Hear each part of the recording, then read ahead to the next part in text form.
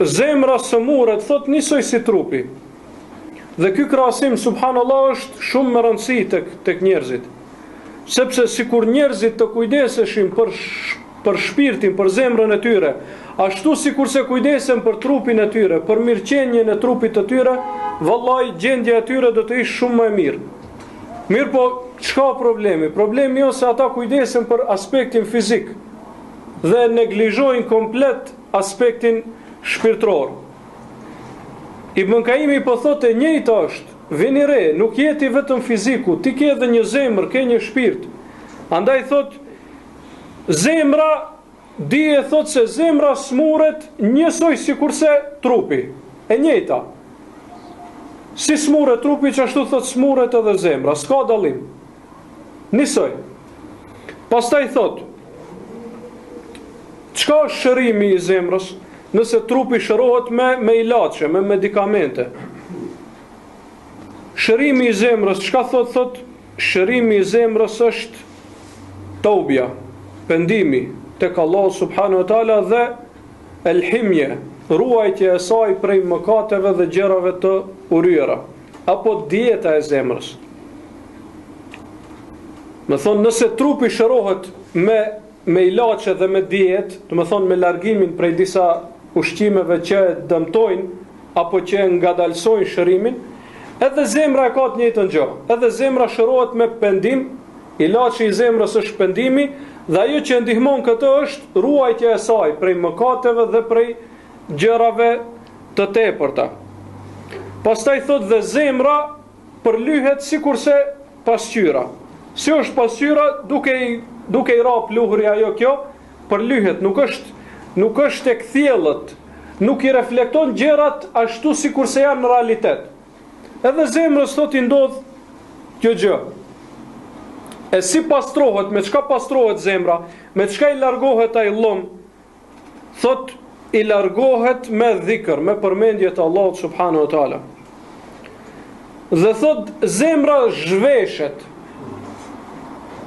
sikurse zhveshet trupi. Dhe trupi i zhveshur në edhim se është më i ndihshëm ndaj faktorëve të ndryshëm për rreth. Mund smuhet më lehtë, mund djeget më lehtë, gjitha llojet e dëmtimeve më lehtë, sepse është zhvesh. Nuk ka tesh e cila e mbron. E nëse është luftë, që në këtë rast më shumë gjendja e zemrës me shejtanin i përngjan gjendjes së trupit në luftë se sa në paqe, se shejtani non stop e sulmon. Nëse është edhe luftë, atëherë trupi i zhveshur më dihet, me një shigjet ose me një e mbyt. Në luftë duhet që plus tesha t'jenë të hekurta, t'jenë që janë edhe më rezistente ndaj sulmeve, t'ketë antiplumb, se përndryshe me një plumb e godet në zemër. E ngjashme thot është edhe me zemrën. Edhe zemra zhveshet prej teshave dhe prej mburojave të saj.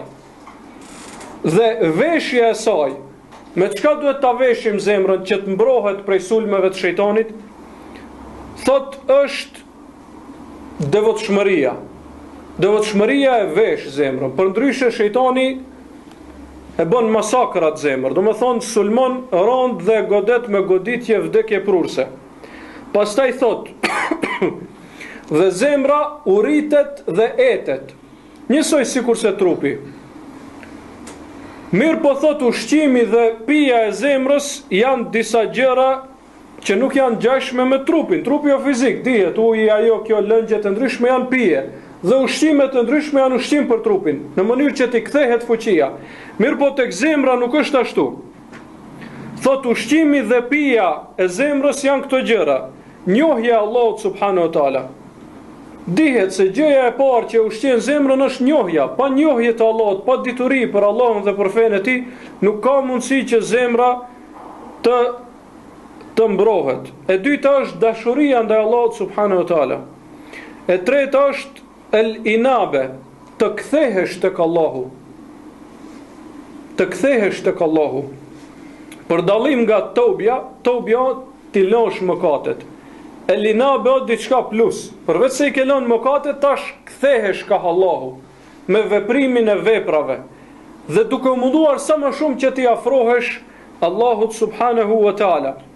Dhe e katërta është khidme, shërbimi i Allahut subhanahu wa taala, shërbimi i fesë të Allahut subhanahu wa taala.